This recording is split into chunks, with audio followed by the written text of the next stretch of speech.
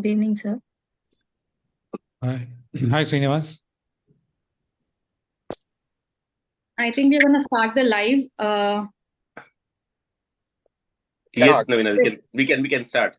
Yes. Good evening, all. Welcome to the Higgs Journal Club.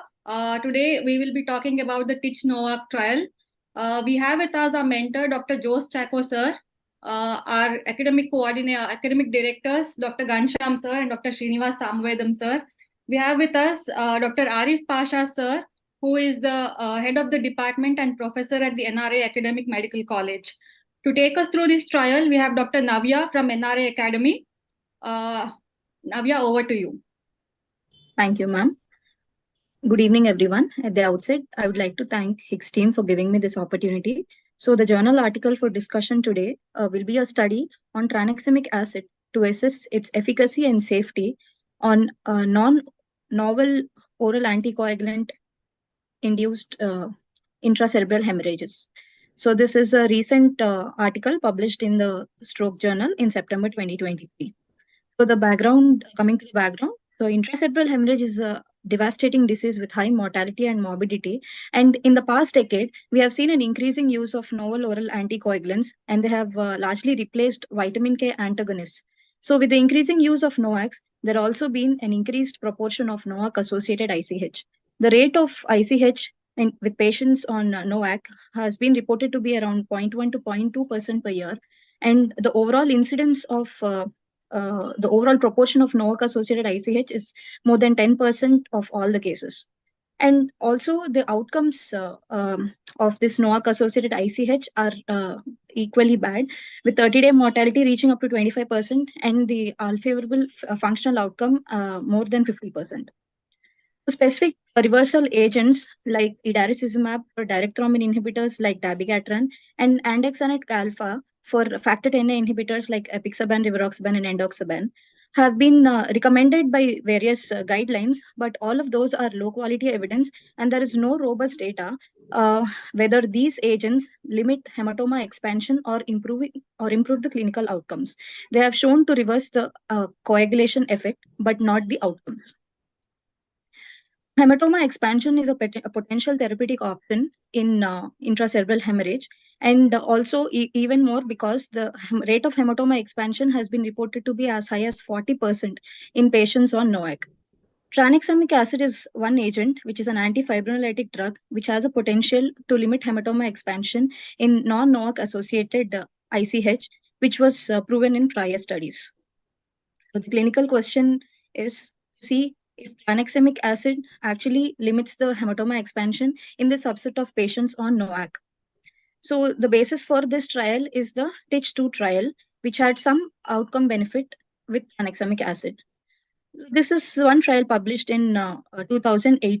It is a large multi-center randomized control trial, including almost 2,325 patients, where they have compared tranexamic acid with placebo. And the primary outcomes they evaluated were the functional outcome at day 90, and secondary outcomes involved death by day 7, case fatality rate, and adverse events by day 2. They did not find any significant difference in the outcome, in either the primary outcome or secondary outcome. But they have done a second subgroup analysis where they have found beneficial effect of tranexamic acid in limiting the hematoma expansion in pre-specified subgroups where the systolic BP was less than 170 and the baseline hematoma volume was less than 60 ml. So this is the reason why hematoma expansion was chosen as a primary outcome in the Tich-Noac study. So the study design is a double-blinded randomized placebo-controlled trial.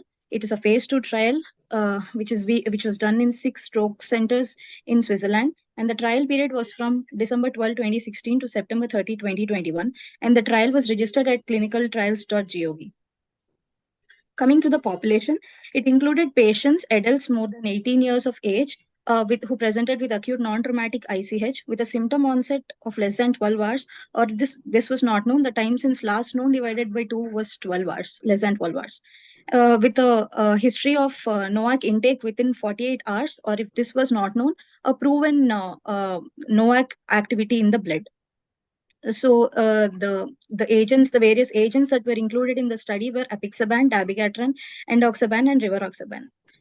So exclusion criteria were the patients who were having a pre-existing modified Rankin score of more than 4, which implies moderately severe disability, and a GCS of less than 5 to begin with.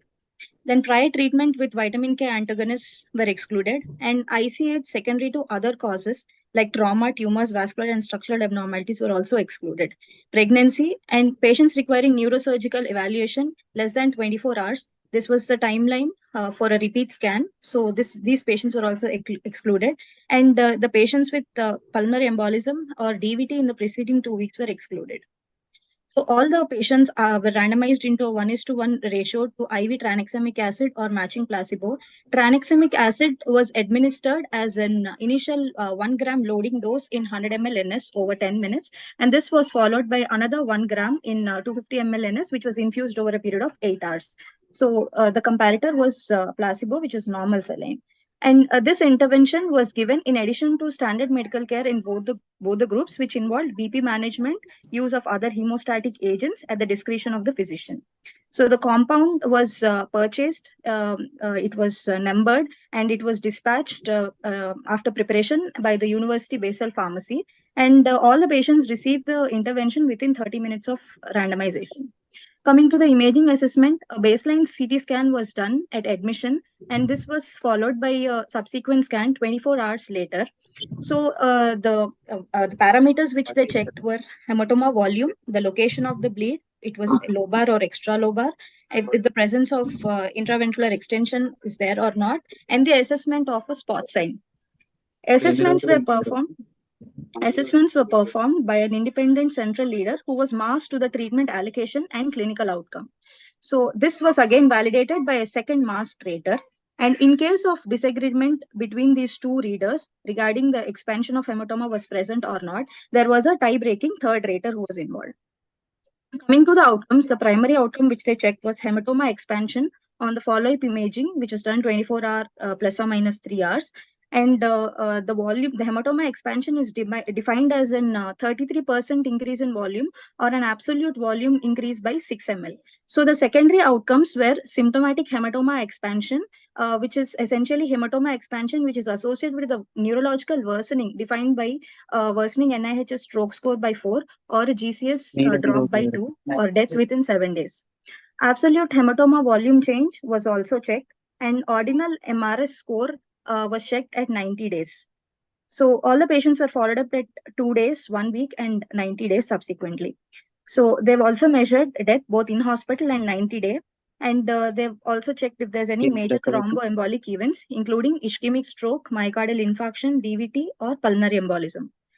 Neurosurgical intervention up to day 2 was also measured. The statistical analysis have specified the analysis plan when they have registered for the trial, and all the patients were analyzed. And all the patients were analyzed according to intention to treat principle. And if any missing outcome data was imputed assuming the worst possible outcome, and appropriate regression analysis was adjusted for baseline hematoma volume. So the initial calculated sample size was around 109, assuming a hematoma expansion rate of 54% with placebo and 27% with tranexamic acid, with an 80% power and an alpha error of 5%. So the study was terminated early due to the exhausted funding before it could reach the target sample size.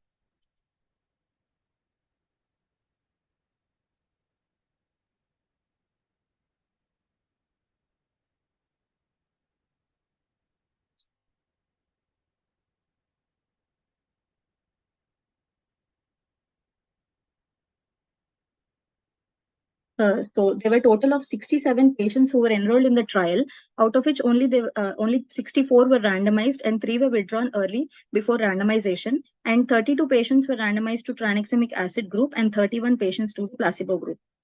So coming to the baseline characteristics, the median age of the population was 80 years, of which 40% were females. There was no significant difference in the baseline NIHS score, GCS, or the premorbid MRS score. So the most common NOAC that was used was rivaroxaban, and the most common indication was atrial fibrillation. Of note, none of the patients received NOAC-specific antidote. Coming to the primary outcome, out of the 32 patients randomized to the tranexamic acid group, 12 patients, which is 38%, had hematoma expansion, and out of the placebo group of the 31 patients, 45% of them had hematoma expansion. So the difference of 7% was there, but this was not statistically significant.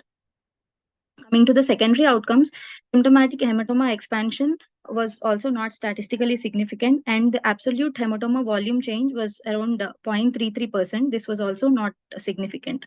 There was no difference, not much difference in the ordinal MRS score at 90 days as well. This is the box plot representing the absolute hematoma volume change in ml.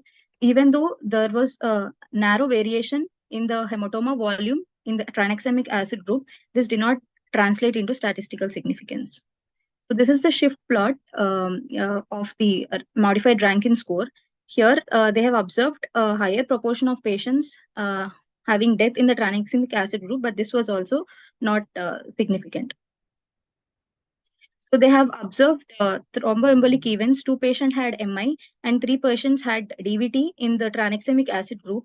But all these patients had thromboembolic events after 2 weeks of the study, which could be unlikely because of the intervention. They have done subgroup analysis, out of which the first 5 are pre-specified subgroup analysis, and the BP treatment with 4-factor PCCs and Annexa I eligibility trial. These were added subsequently. So some important findings here are that they have observed a favorable outcome with tranexamic acid in patients who had onset of treatment who had onset to treatment time less than 6 hours, and also in patients whose BP was less than 170. And these patients were also found to be having the eligibility criteria for the ongoing Annexa I trial.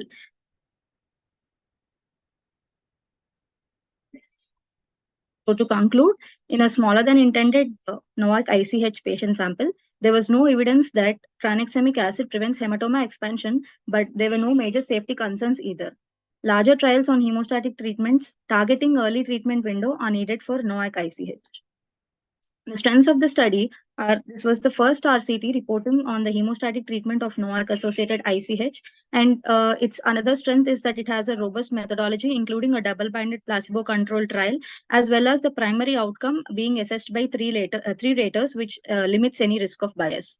The limitations were the failure to reach its target sample size, which makes it a very underpowered sample, and the premature discontinuation of the trial because of exhaustion of funds, and also the impact of COVID-19 pandemic, which has slowed the recruitment of the patients, as well as it prevented the expansion of trial to various international centers. So as a result, the subgroup analysis were also extremely underpowered and imprecise. Thank you. Thank you, Dr. Navya. We'll take comments from Dr. Arif Pasha, sir, and his experience about it.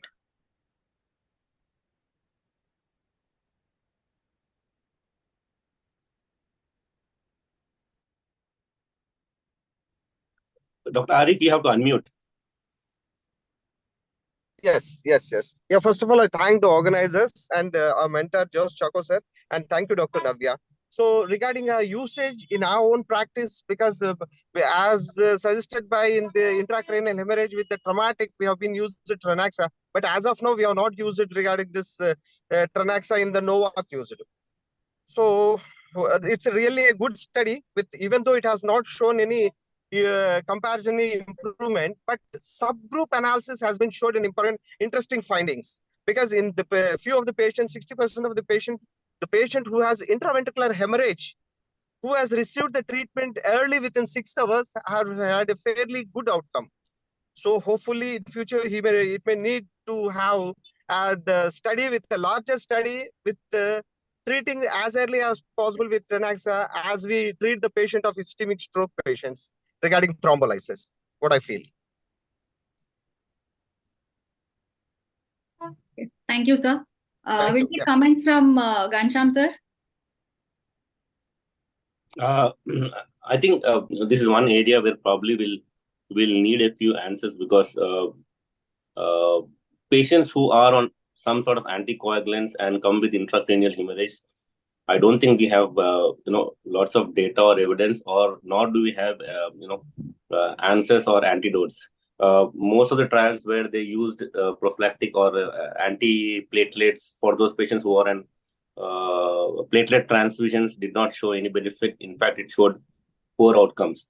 The only thing is, I feel if patients are on anticoagulants, then probably the use of point of care coagulation testing might be of some benefit.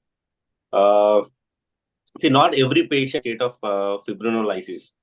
And when we use antifibrinolytics like tranexamic acid, there is a potential that if those patients who are not in a state of hyperfibrinolysis, there could be a higher incidence of prothrombotic events. So that's something that we need to be careful instead of just giving routinely tranexamic acid in every patient who is on anticoagulation. So again, I think will it change or will it make me give tranexamic acid to patients who come with intracranial hemorrhage on NOACs? Probably no.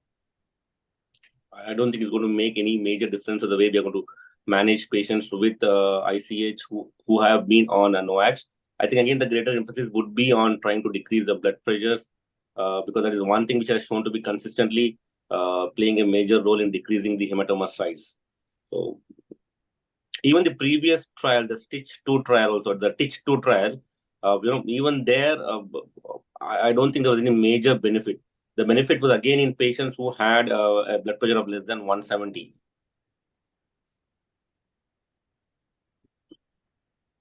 Thank you, sir.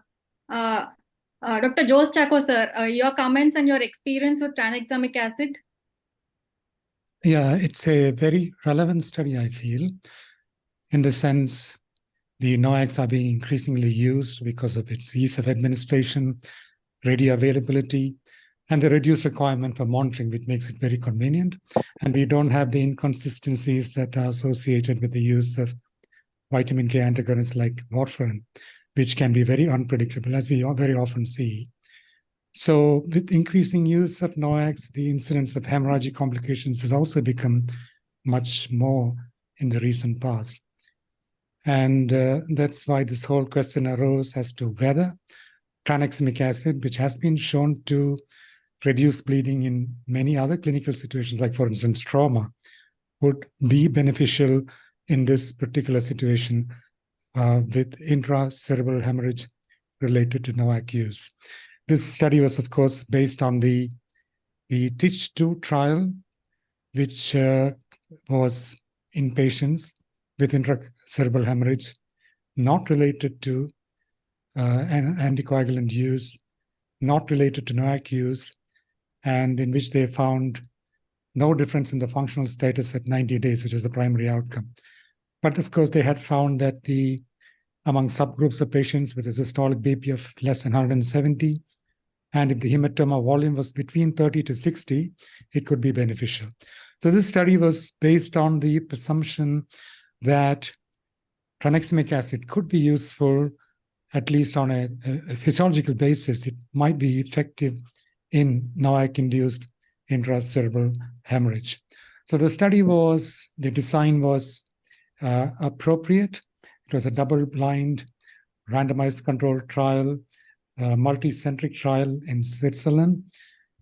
The sample size was calculated based on a 50% rate of hematoma expansion, which in the end turned out to be an overestimate because in neither group did it reach 50%. And they found that hematoma expansion was, although slightly less in the tranexamic acid group, 38% versus 45% in the control group, this did not reach the level of statistical significance. And also, the incidence of symptomatic hematoma expansion or absolute change in the hematoma size were not different. It looked at a few important secondary outcomes as well, including in-hospital death within 90 days, and none of these were different. And they also found that the incidence of adverse events including embolic events, onset of seizures, were not higher with tranexamic acid, as has been seen in some of the previous studies with tranexamic acid. So at the end of the day, it did not seem to cause any complications specifically related to tranexamic acid use. Complications were comparable, and there was no additional rise in the incidence of complications. And they also found, although on the whole, there was no difference in the hematoma expansion rate, they, on the a priori subgroup analysis, which included treatment commencement less than 6 hours, they did find a signal of benefit. Of course, subgroup analysis cannot be considered to be the final word. It can only be hypothesis generating and act as a spur or as a stimulus for future studies on this aspect. So earlier treatment with tranexamic acid may be beneficial. In fact, this has been shown in other clinical situations like trauma as well. The earlier you use it, the better the outcomes are likely to be.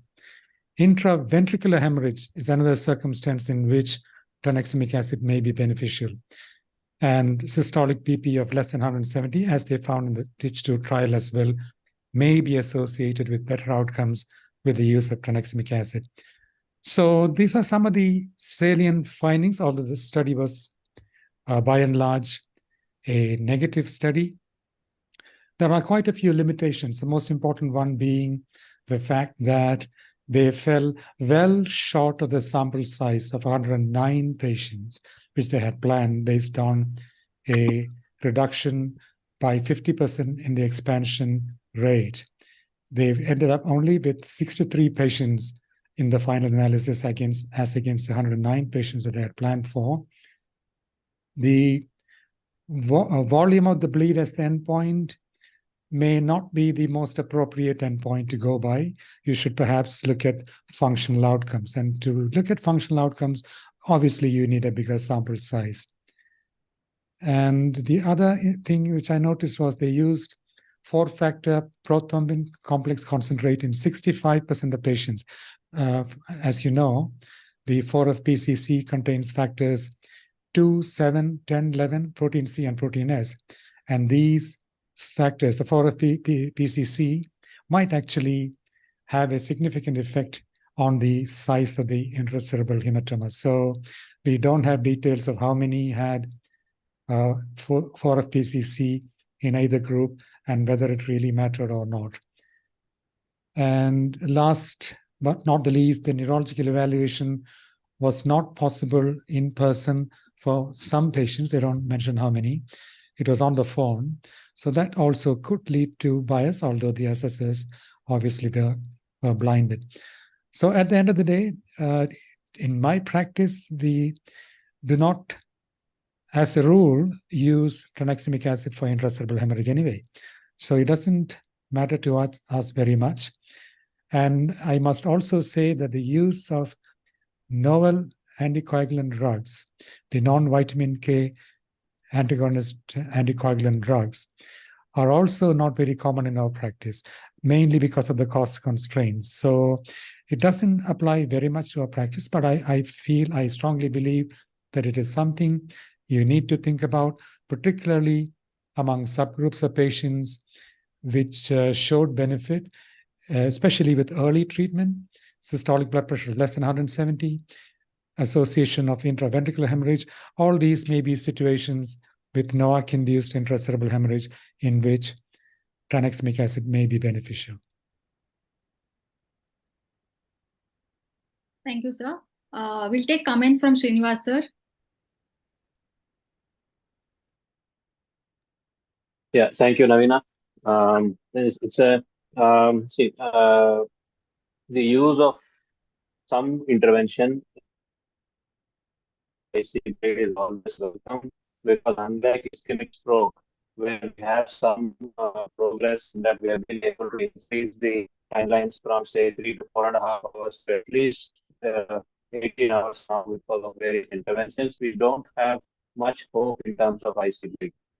So if you're talking about intervention like tranexamic acid, and you say that it can reduce the hematoma volume, it is something which we should hopefully look forward to. But my concern with the use of tranexamic acid in NOAC-induced bleeds is first we need to look at for what indication the NOAC was started. Now, in the current day practice, most NOACs are started for either a DVT or a PTE or some major vascular thrombotic event rather than as prophylaxis against AF-induced strokes, for which vitamin K antagonists are used. Now, in that context, if you introduce tranexamic acid for a patient in whom the NOAC has been prescribed for a life-threatening thrombotic event, will that event be triggered again? This is my concern when you look at this kind of an intervention. That's something we need to consider. So, when you are prescribing tranexamic acid to a NOAC-induced patient with IC bleed, I guess we need to put more attention to for what indication the NOAC was started and weigh the risks and benefits of starting tranexamic acid vis-a-vis doing something else to reduce to salvage the patient. That's the first point. The second point is in this particular study, the patients in whom tranexamic acid has been used are not patients who by conventional IC bleed standards are expected to deteriorate in terms of the IC bleed. These are moderate risk patients. They are not the highest risk patients who are expected to deteriorate either in terms of location of the bleed or in terms of the hematoma volume. So what happens in those who are bleeding a little more is something we are yet to answer. So maybe some more data on this needs to be accumulated and reviewed. Having said that,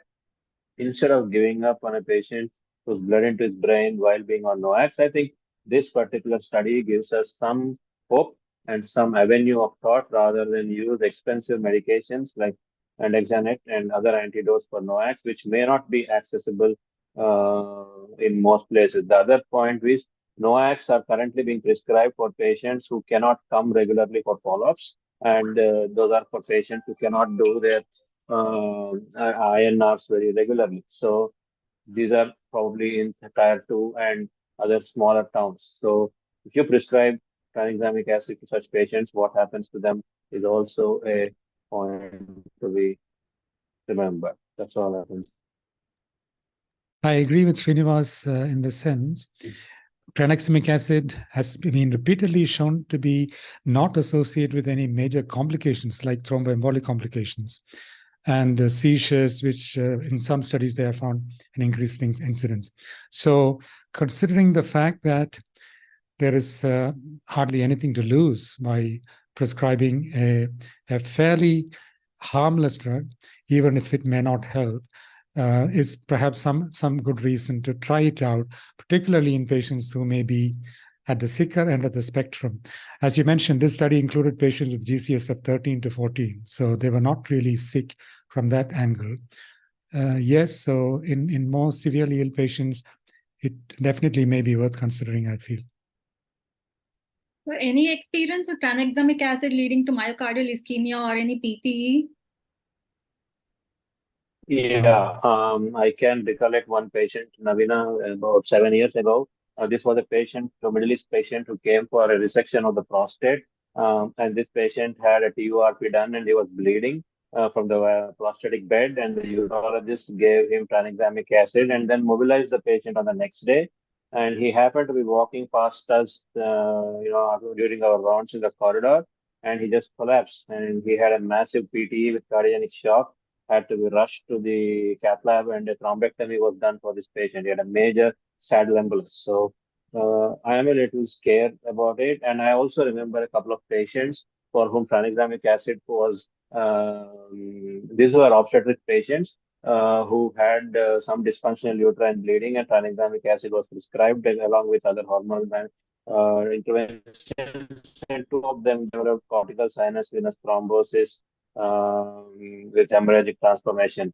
So I have had some bad experiences, but having said that, that's not going to make my decision in a patient who's bled into his brain with a NOAC. And if this kind of studies do suggest a benefits, I'm still willing to try.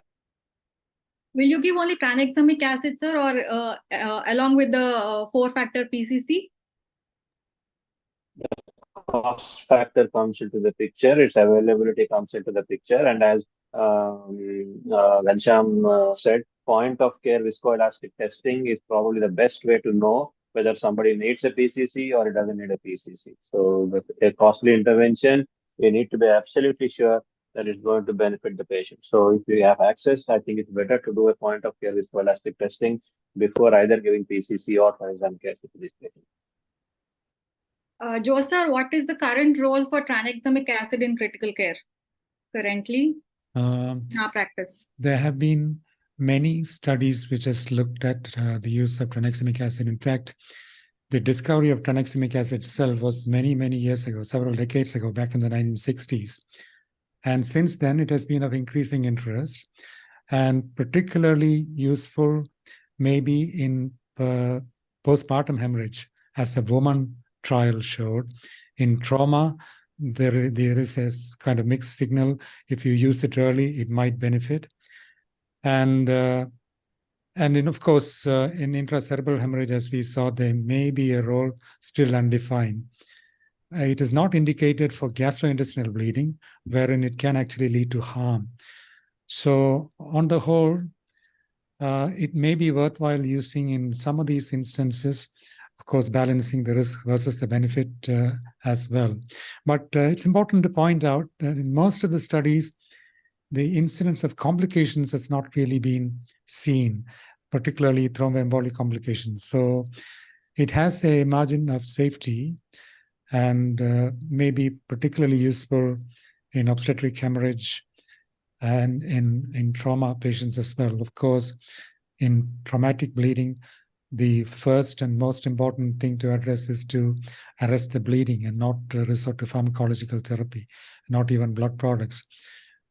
So that has to be addressed, of course, but then along with that, the use of tranexamic acid may also be beneficial in early arrest of bleeding.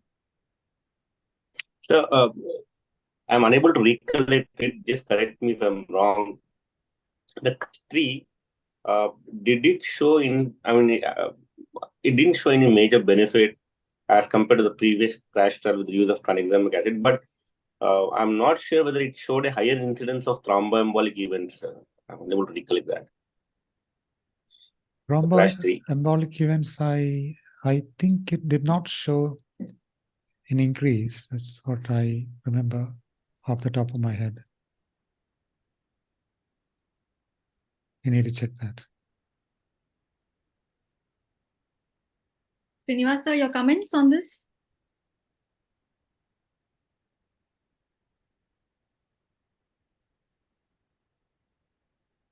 I didn't get the question completely. The crash 3, did it show a higher incidence of thromboembolic events in the patients with it didn't show. It didn't show. It did show, but the numbers actually were very small, and the risk factors for thrombosis were very small. See, when you look at a patient with a cancer, for example, for whom NOAC has been prescribed, or somebody who had a unprovoked DVT, a PTE, for example, now those patients' risk for developing a PTE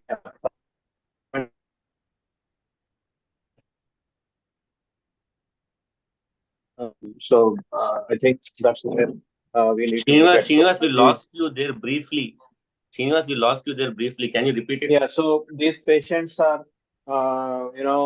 somebody who's a higher risk for thrombosis.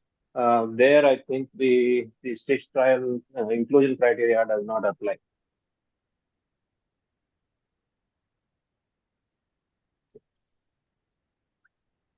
Can we extrapolate this to the dengue patients who bleed, sir, with low platelets? No. What is the low platelet due to? If you are looking at somebody with TTP and then you give tranexamic acid, you're in for trouble. No, dengue. You give tranexamic acid with a heparin-induced thrombocytopenia, for example. You give tranexamic acid to such a patient, you'll be in deep trouble. Deep trouble. Okay. So, will this change any practice in the ICH, sir, Tich-Noac-induced ICH? Do we go ahead and use tranexamic acid? Change the practice, but add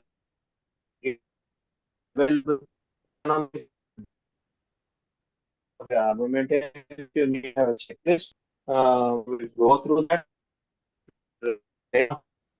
Srinivas, we are losing you. We are losing your audio. We are losing your audio. Is bad, Ghanshyam, I think you can continue. My network is bad, so you can continue.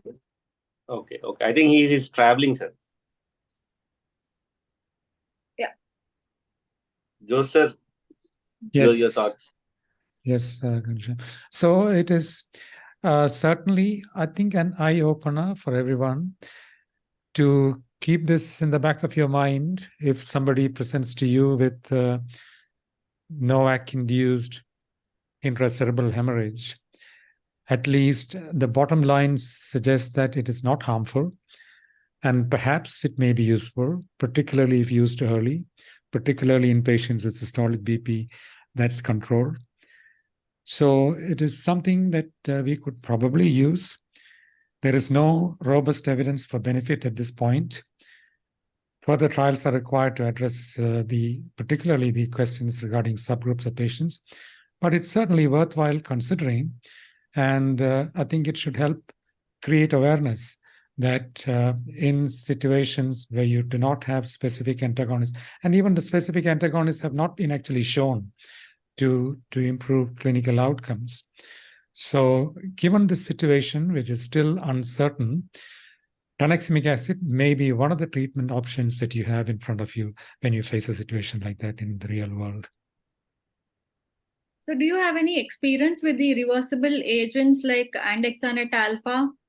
No, we haven't used any of those. As I understand it, even they are still in the process of being studied, and there is no solid evidence to suggest that either of them are effective. Closing comments, sir, Ghanshyam sir? I think whatever both Srinivas and Sir has said, one, we are in the era where the use of NOACs has definitely increased, and I think we are going to see more and more patients who are going to come to us with IC bleed. Tranexamic acid, yes, in a situation where we do not have many options, tranexamic acid probably can be thought about. Will it make any major difference? Well, we do not know as of now, but that is something that can definitely be tried. But as Srinivas has said, I think we should be very careful about the primary indication for which the patient was put on NOACs. And if it's a hypercoagulable, condition, then I think I would personally withhold the tranexamic acid, considering the fact that it has not shown any major benefit. So I would be a little cautious in using tranexamic acid. Of late, we are using a lot of TEG. So maybe I'll also take the help of a TEG to see if there is a hyperfibrinolytic phase. Then probably yes. If the patient has a prolonged lysis time, or that in that situation, probably yes. Joseph? Yeah, after having gone through this study, I may be tempted to use tranexamic acid in patients where there is obviously no other better option and they seem to be on the verge of deterioration. I personally feel if there is no associated factors that might cause thromboembolic complications, it might be worth considering the use of tranexamic acid. That's what I feel. Thank you, sir. Thank you, Dr. Navya. Thank you, Ghanshyam sir. Thank you, Joe sir. Thank you, Srinivas sir, for joining us. We'll meet next month with a new trial. Thanks, everyone. Thank you. Good Thank night. you. Thank you, Navya. Bye. Thank you, Navina. Thank you, sir.